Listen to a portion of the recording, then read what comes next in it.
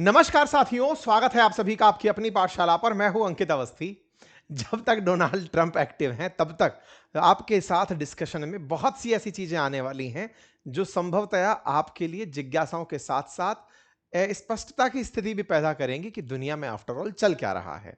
भाई साहब ने जब से ग्रीनलैंड को लेकर के बयान दिए, अपन सब इस पर इतना डिस्कशन कर चुके हैं कि अब ग्रीनलैंड पुराना हो गया है। इस बीच में ट्रंप को एक नया आइडिया आता है कि सुनो, ग्रीनलैंड तो ठीक है, तुम बड़ा आइलैंड नहीं दे सकते तो छोटा आइलैंड दे देते। कौन सा आइलैंड की बात चल रही है? इस समय लग रहा है कि ब्रिटिशर्स के जो पुराने समय की आत्माएं नहीं हुआ करती थी, वो वापस ट्रंप में फिर से जिंदा होकर के आ गई हैं। वही कॉलोनियल टाइम, वही सारे साम्राज्यवाद। ये तो अपनी जगह है ना, इस पे तो अपना ही कब्जा रहना चाहिए ना, देने की क्या बात है।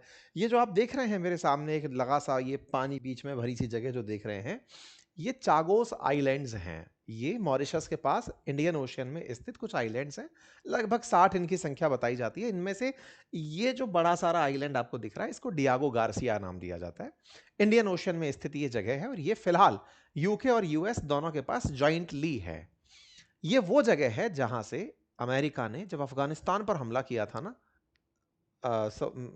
ओसामा बिन लादेन को पकड़ते समय, तब यहां से किया था। और अभी जब इसको ईरान को हूल दे रहा था ना कि तुम्हें मार डालेंगे, पीट डालेंगे टाइप से, तो हवाई जहाज यहीं से ही उड़ने वाले थे। तो इंडियन ओशन में बिल्कुल समझो कि एक एयरक्राफ्ट कैरियर जैसा इनका एक एयरबेस है। छोटू सी जगह है इंडियन ओशन में। इंडियन ओशन बोले तो ये इंडियन ओशन, इंडिया के नीचे वाला।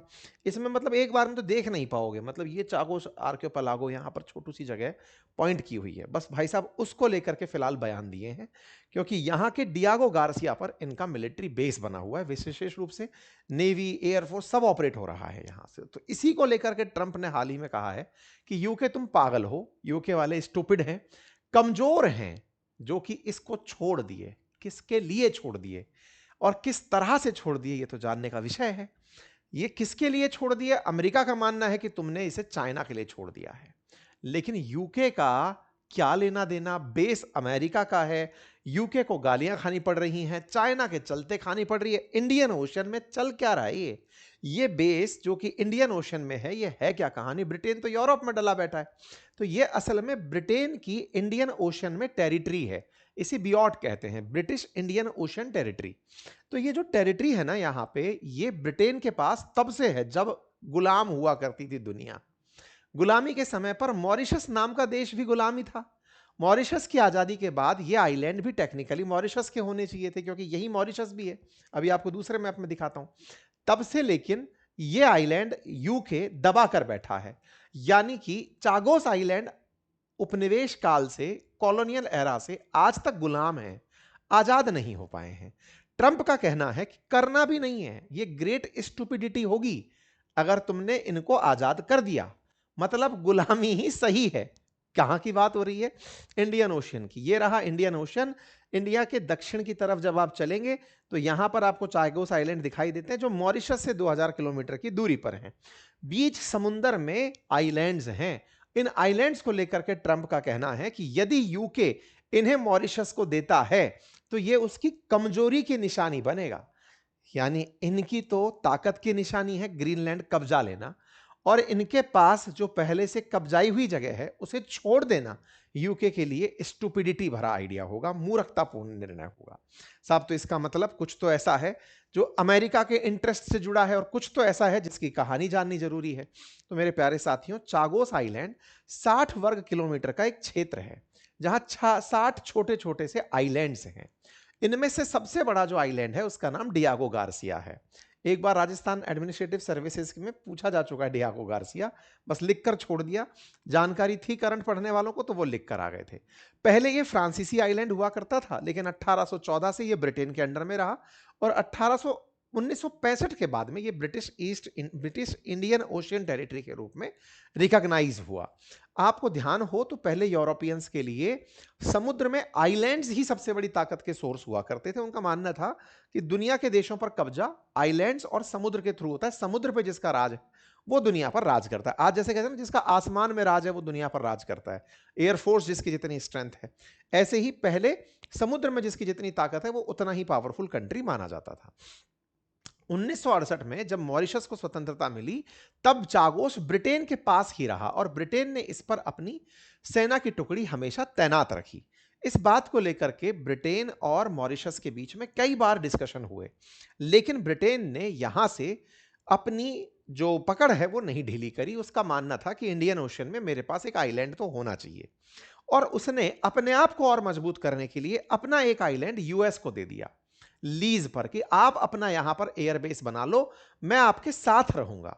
इस बात को मॉरिशस लेकर गया अंतरराष्ट्रीय न्यायालय, इंटरनेशनल कोर्ट ऑफ जस्टिस। उसने 2019 में यह राय दी और सलाह दी कि भाई यूके आपको तो यह जगह लौटानी पड़ेगी।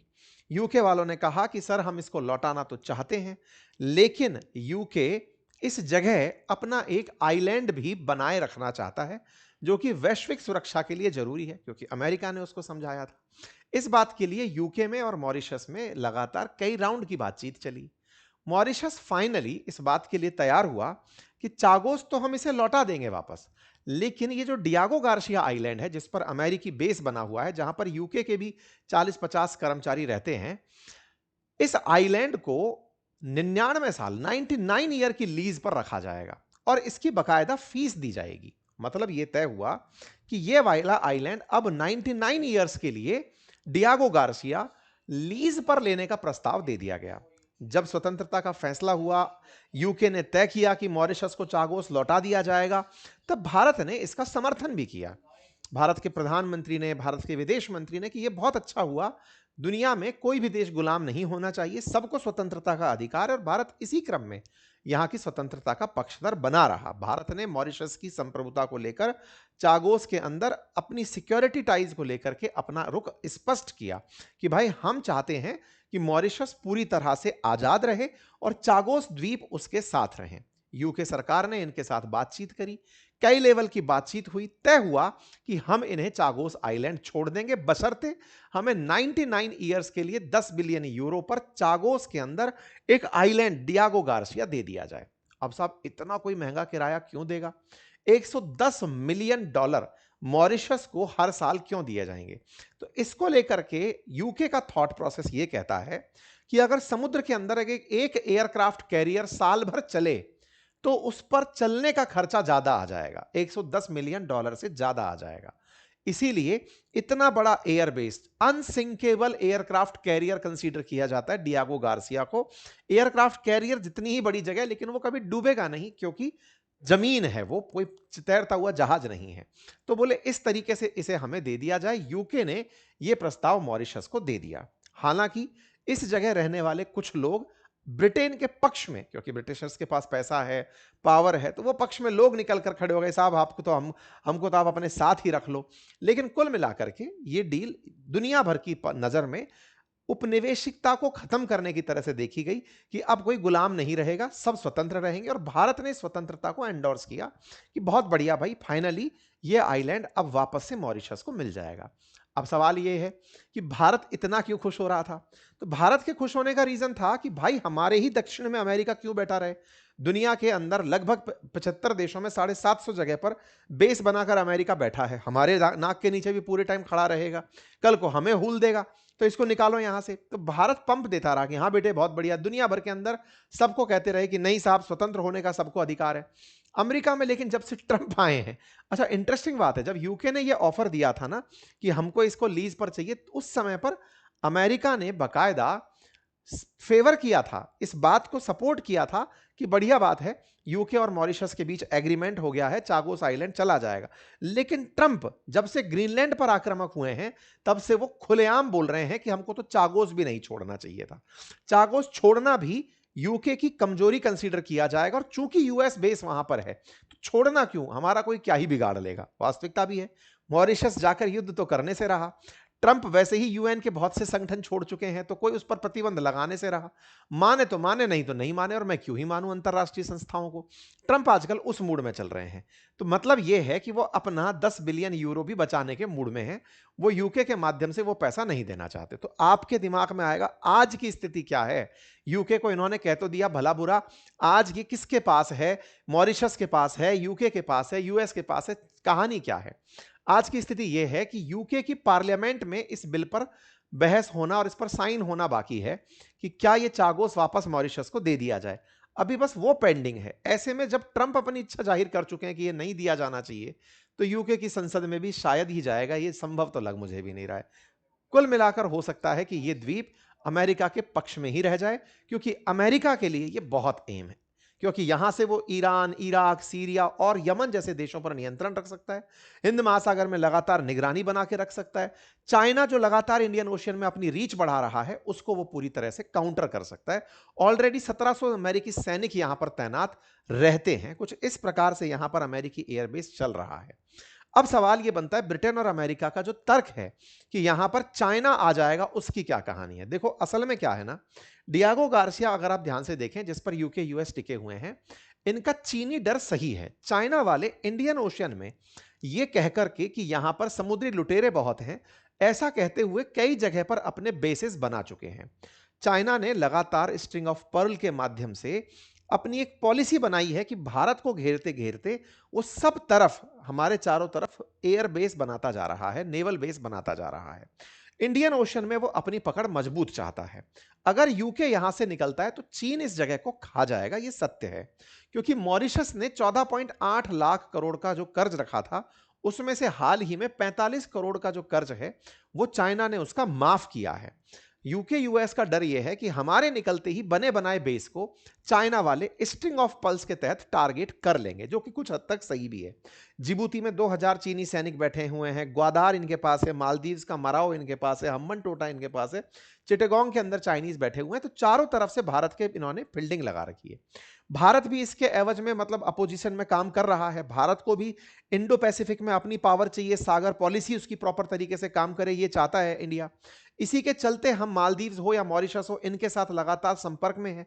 हम वियतनाम, फिलीपींस, इंडोनेशिया, इन सब के साथ नेकलेस ऑफ डायमंड की बात करते हैं कि हम चाइना को चारों तरफ से घेर के चलेंगे।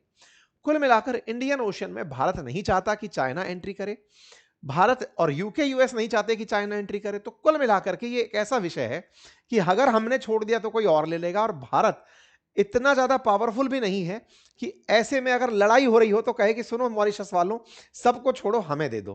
क्योंकि यहां पावर गेम चल रहा है, और अमेरिका जिस पावर गेम को शो कर रहा है, वहां बाकी तो लगभग सभी देश चुप बैठे हैं, सब देख ही रहे हैं। भारत बस नैतिकता के साथ उनको पाठ जरूर पढ़ा रहा है कि बेटा आजादी पर तुम्हारा अधिकार है। अब देखना होगा कि यहां से आगे क्या होता है। फिलहाल के लिए इतना ही है।